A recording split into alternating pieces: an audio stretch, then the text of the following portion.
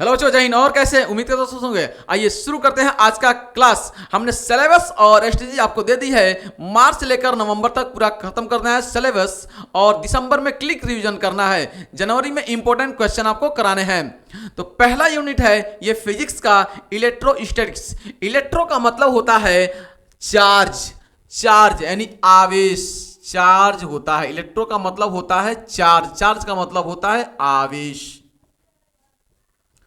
और स्टैटिक्स का मतलब होता है at rest, at rest. At rest का मतलब होता है रुका हुआ, तो रुका हुआ। ठीक है, तो इस यूनिट फर्स्ट में हमें सिर्फ रुके हुए आवेश के बारे में अध्ययन करना है। और इस यूनिट में दो चैप्टर हमारे पास हैं। नंबर फर्स्ट है electric charge and field, number second है इलेक्ट्रोस्टैटिक्स पोटेंशियल एंड कैपेसिटेंस। ठीक है, तो पहले चैप्टर में हम लोग बात करेंगे सबसे पहले विद्युत आवेश के बारे में, इलेक्ट्रिक चार्ज के बारे में हम लोग सबसे पहले पढ़ेंगे। देन उसके बाद से विद्युत क्षेत्र के बारे में पढ़ेंगे। पूरा का पूरा इस महीने मार्च में ये पूरा का पूरा चैप्टर मैं कवर कर दूंगा। अगले अप्रैल में मैं इस चैप्टर पर काम पूरा का पूरा करूंगा।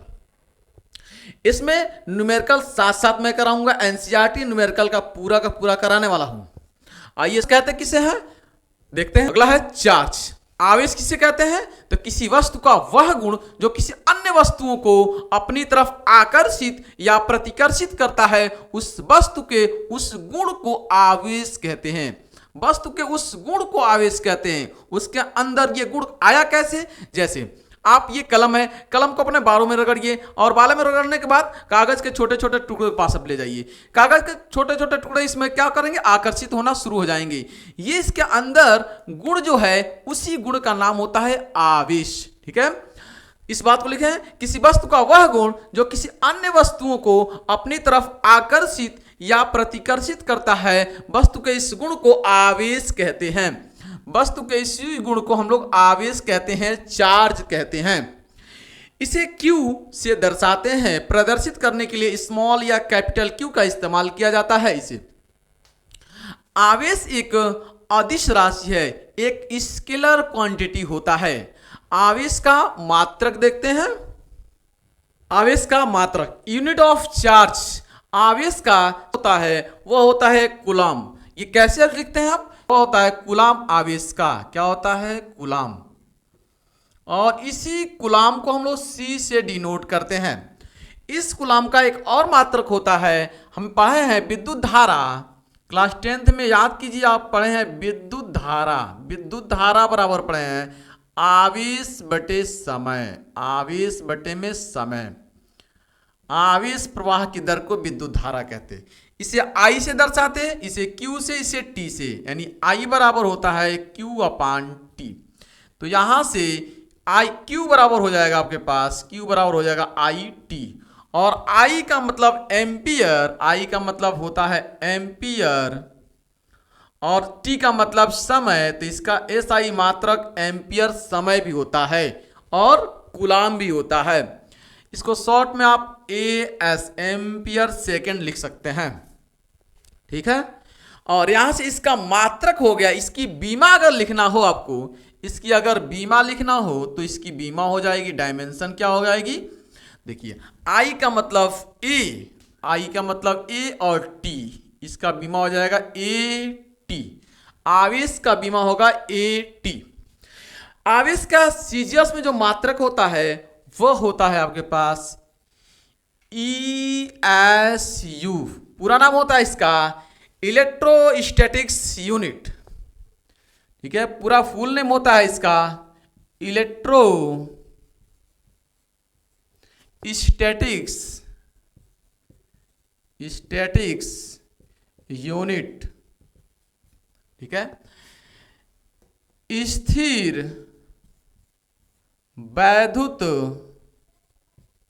इकाई, स्थिर वैद्युत इकाई होती है। इसी को स्टेट कूलम भी कहते हैं, स्टेट कूलम भी हम लोग कहते हैं, स्टेट कूलम भी कहते हैं इसको हम लोग। और एक कूलम बराबर होता है 3 × 10⁹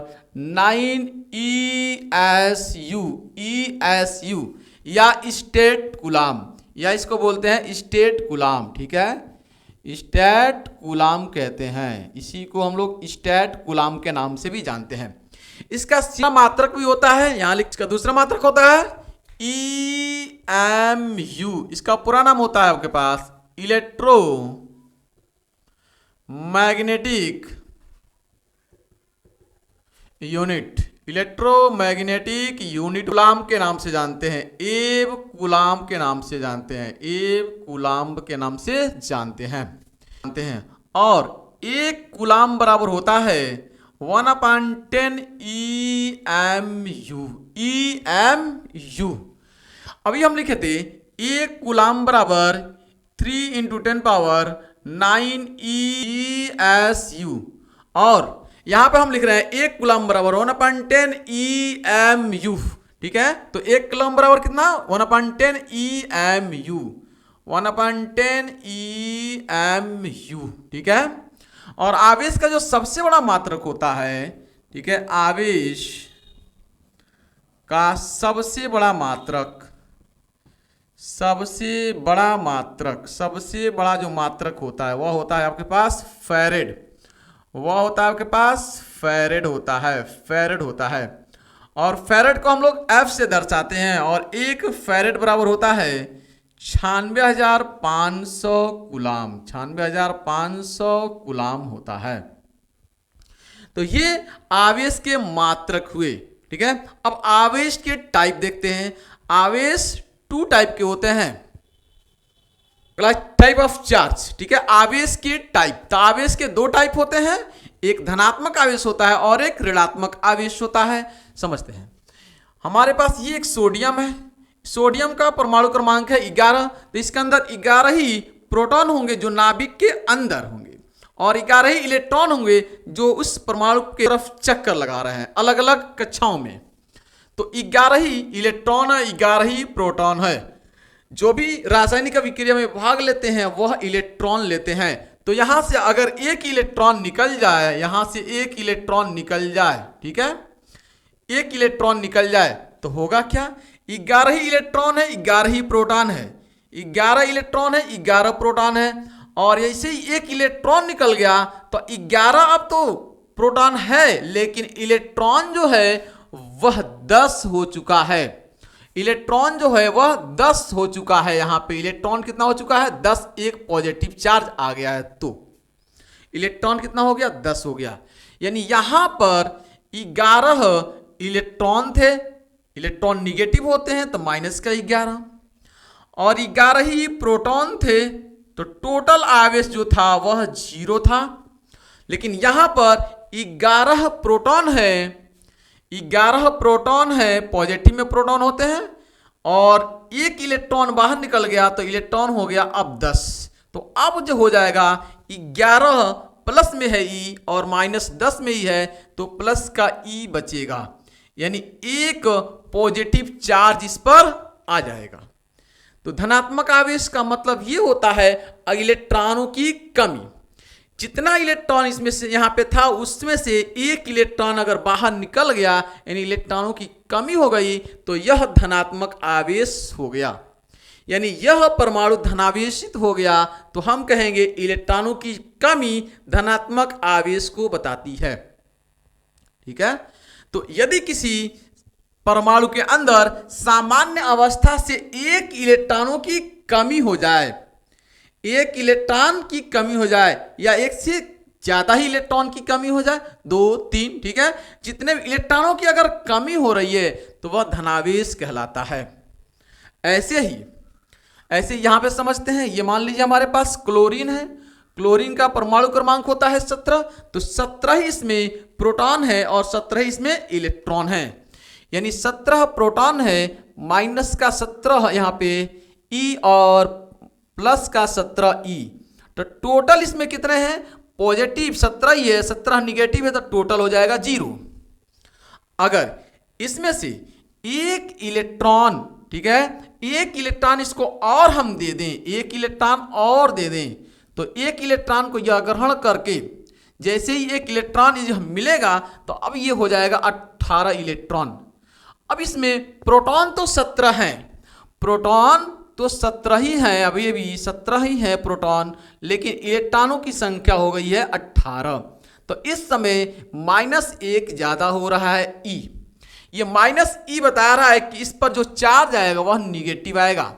यानी यदि किसी परमाणु में सामान्य अवस्था से एक इलेक्ट्रॉन अधिक हो जाए या एक से ज्यादा इलेक्ट्रॉन अधिक हो जाए तो वह परमाणु ऋण आवेशित हो जाती है।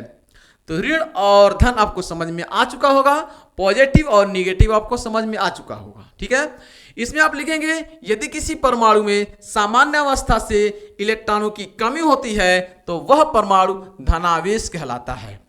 और इसमें आप लिखेंगे यदि किसी परमाणु में सामान्य अवस्था से एक इलेक्ट्रॉनों की अधिकता हो जाए या एक से अधिक इलेक्ट्रॉनों की अधिकता हो जाए तो वह ऋणावेश कहलाता है।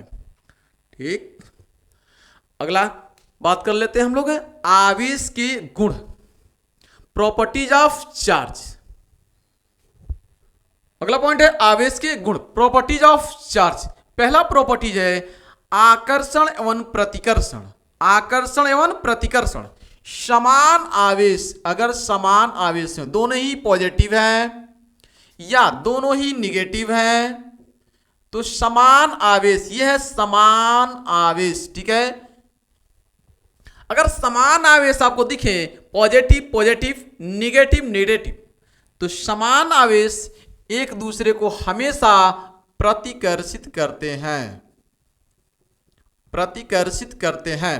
जबकि एक पॉजिटिव और एक निगेटिव, एक पॉजिटिव और एक निगेटिव हमेशा एक दूसरे को आकर्षित करते हैं।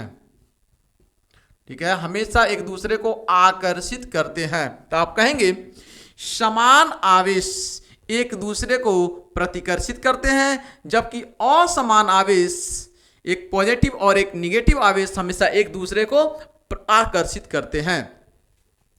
समान आवेश यानी सजातीय आवेश प्रतिकर्षित करते हैं, जबकि विजातीय आवेश एक दूसरे को आकर्षित करते हैं। पॉजिटिव निगेटिव आकर्षित आकर्षित, है ना, पॉजिटिव पॉजिटिव दूर भागेंगे, पॉजिटिव पॉजिटिव दूर भागेंगे, निगेटिव नेगेटिव दूर भागेंगे, जबकि एक पॉजिटिव और एक निगेटिव चिपक जाएंगे चिपक जाएंगे चिपक जाएंगे। ये होता है आपके पास चिपकना। ठीक है, आकर्षित एवं प्रतिकर्षित।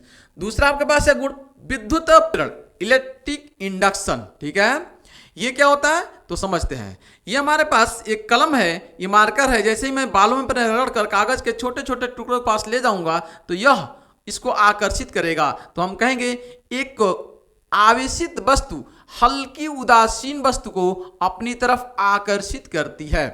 इसमें आप लिखेंगे क्या, एक आवेशित वस्तु, इसमें आवेशित वस्तु, ठीक है, आवेशित वस्तु हल्की उदासीन वस्तु को आकर्षित करती है। किसको, हल्की उदासीन वस्तु को,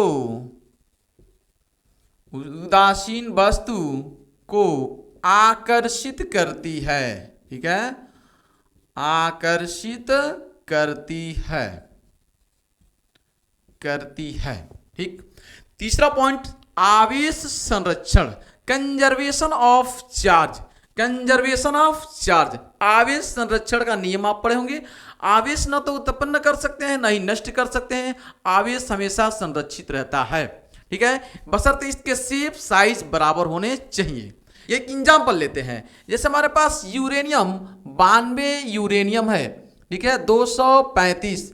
अगर इसको तोड़े हम तो एक अल्फा कण बाहर निकलेगा, एक अल्फा कण बाहर निकलेगा और ये बनता है 90 थोरियम 234, 90 थोरियम 234। ये अल्फा कण में टूटता है।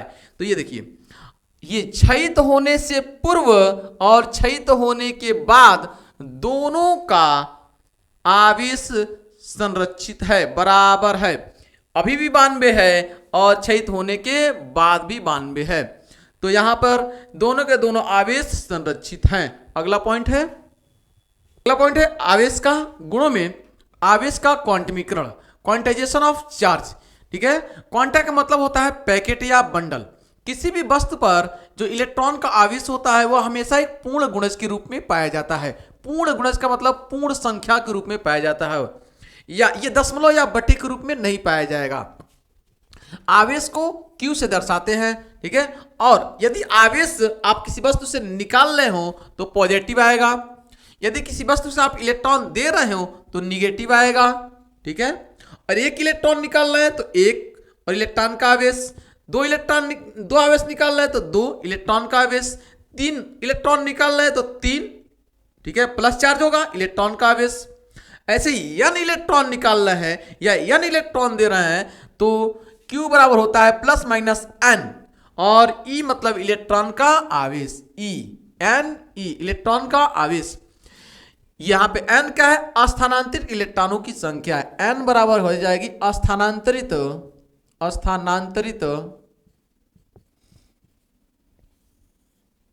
इलेक्ट्रॉनों की संख्या, इलेक्ट्रॉनों की संख्या है। E क्या है, इलेक्ट्रॉन का आवेश है, E जो है वह है इलेक्ट्रॉन का आवेश, इलेक्ट्रॉन का आवेश, इलेक्ट्रॉन का आवेश। और Q क्या है, आवेश है उस वस्तु पर, ठीक है। यहां से सवाल बनते हैं, आइए एक सवाल लेते हैं इस पर। क्वेश्चन है कह रहा है क्या किसी वस्तु पर 8 × 10⁻18 कूलम आवेश संभव है। आप सॉल्व कर लेंगे इस सवाल को तो सिंपल में आप कहेंगे भाई Q बराबर होता है प्लस माइनस एन ई, ठीक है। तो यहां से Q का मान दिया है आपके पास कितना, इतना 8 × 10⁻−18 बराबर में n, और E का मतलब 1.6 × 10⁻−19 कूलम, ठीक है। अब डिवाइड में लाइए इसको तो ये हो जाएगा 8 × 10⁻18 और डिवाइड में आ जाएगा आपके पास ये पूरा 1.6 × 10⁻19 बराबर में n। तो यहां से देखिए यहां पे हो जाएगा 8 अपान में 1.6 × 10 ये ऊपर जाएगा तो माइनस का 18 है और ये माइनस 19 है, ऊपर जाएगा तो प्लस का 19 बनेगा, तो ये आ जाएगा 1, ठीक है। ये आ जाएगा 19 माइनस 18 नहीं 1, यानी n बराबर हो जाएगा आपके पास 8 अपान 1.6 × 10, ठीक है। 19 में से 18 जाएगा तो 1 बचेगा, और पॉइंट हटाएंगे तो इससे 0 बढ़ेगा, यानी 16 25 80 यानी 5 बार में कैंसिल हो जाएगा, और ये आएगा आपके पास इंप्लाइड एट n बराबर 50, n बराबर 50, ठीक है। तो ये 50 पॉजिटिव है, ठीक है, इंटीजर एक है, ये इंटीजर होना चाहिए, पॉजिटिव या निगेटिव इंटीजर होना चाहिए। अगर ये इंटीजर है तो संभव है, आप लिखेंगे, ठीक है, संभव है एस संभव है। एक और सवाल लेते हैं, अगला सवाल है क्या किसी वस्तु पर 6 × 10⁻18 कूलम आवेश संभव है।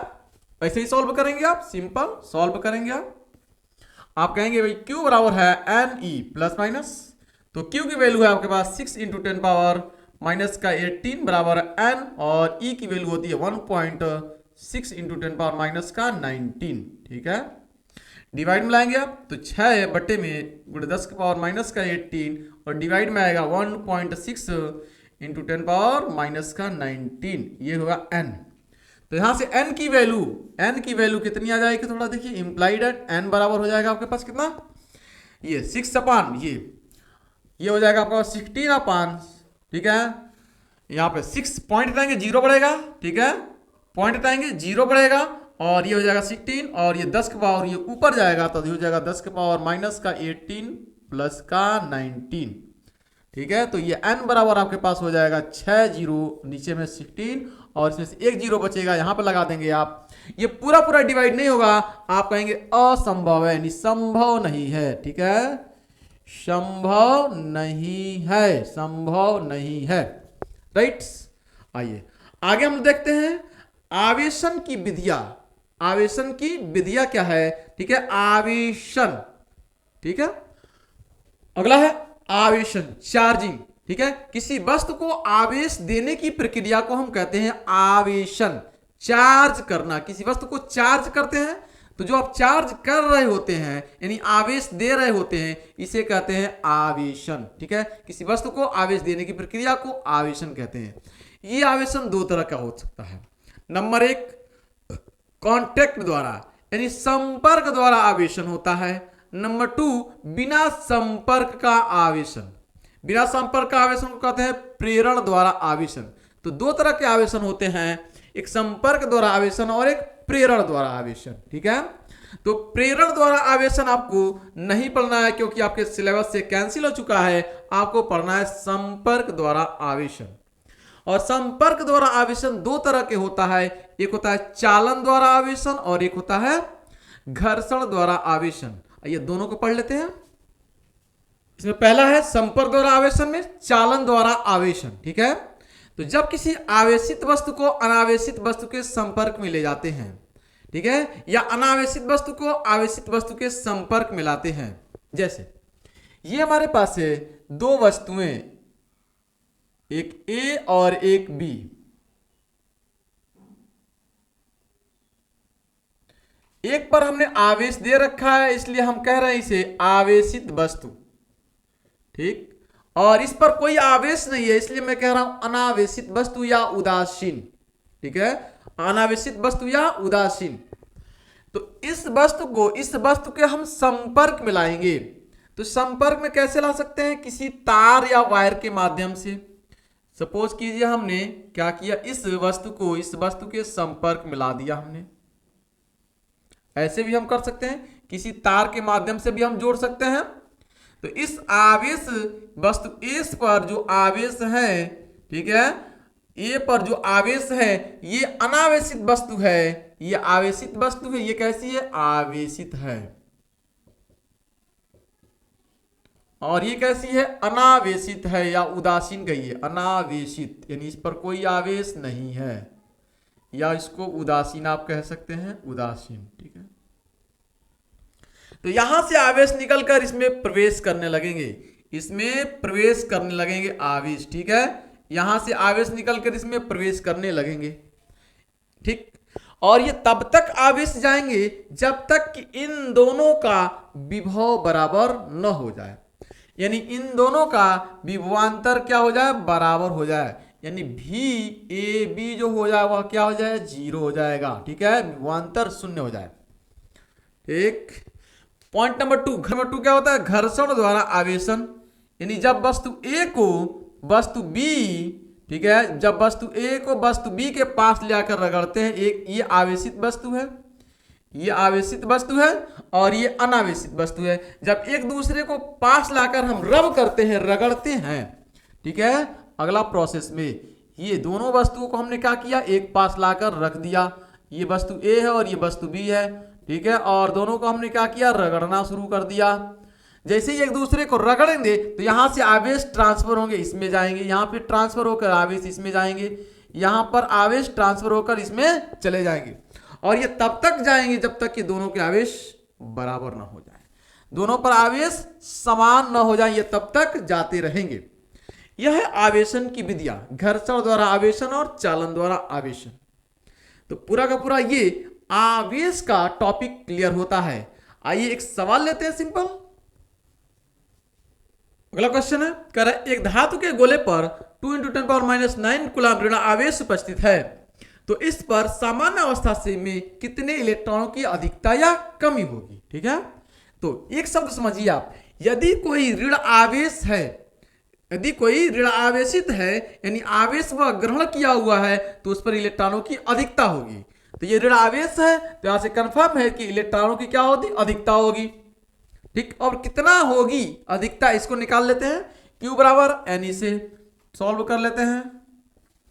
Q बराबर होता है आपके पास Ne। ठीक है, तो कितने आवेश है कूलम्ब? 2 × 10⁻⁹ बराबर n और E 1.6 × 10⁻⁹ कूलम्ब। डिवाइड में लाइए तो 2 × 10⁻⁹ अपान में ये डिवाइड में आएगा 1.6 × 10⁻⁹ बराबर में n। तो यहां से होगा इंप्लाइड एट n बराबर पॉइंट हटेगा 0। ठीक है, यहाँ पे 20 अपान 116 × 10 आपके पास हो जाएगा -9, और यह माइनस से ऊपर जाएगा तो प्लस, तो ये हो जाएगा प्लस का 90। ठीक है, अब यहां पर n बराबर हो जाएगा आपके पास। ठीक है, ये 4 से कटेगा तो ये 5 आएगा, ये 4 से कटेगा तो 4 आएगा, गुणे 10 के पावर हो जाएगा 19 में से 9 जाएगा तो बचेगा 10, और 4 से भाग करेंगे 5 में, यहां से n बराबर 1.25 इंटू 10 पावर 10 इलेक्ट्रॉनों की क्या होगी, इतने इलेक्ट्रॉन, ठीक है, इतने इलेक्ट्रॉनों की अधिकता होगी, इतने इलेक्ट्रॉनों की अधिकता होगी, इतने इलेक्ट्रॉनों की अधिकता होगी, 1.25 इंटू 10 पावर 10 इलेक्ट्रॉनों की अधिकता होगी। ये ऋणावेश है तो अधिकता होगी, अगर धनावेश रहता तो कमी होती। ये रहा आज का सवाल। एक सवाल और लेते हैं जो होमवर्क के लिए रहेगा आपके। अगला सवाल लीजिए, आपको अगला क्वेश्चन है, कह रहा है एक धातु के गोले पर 5 × 10⁻⁹ कूलम्ब धनावेश उपस्थित है, तो इस पर सामान्य अवस्था में कितने इलेक्ट्रॉनों की अधिकता या कमी होगी, आपको बताना है। कमेंट सेक्शन में आप कमेंट करके जरूर आप आंसर बताएंगे, या मेरा व्हाट्सअप नंबर है, इस व्हाट्सअप पे आप व्हाट्सअप करके जरूर बताएंगे, ठीक है। 63 91 28 72 40 इस पर ये व्हाट्सअप नंबर है, इस पर व्हाट्सअप करके आप जरूर बताएं। तो आज के लिए इतना। Thanks for watching this video. जय हिंद, जय भारत।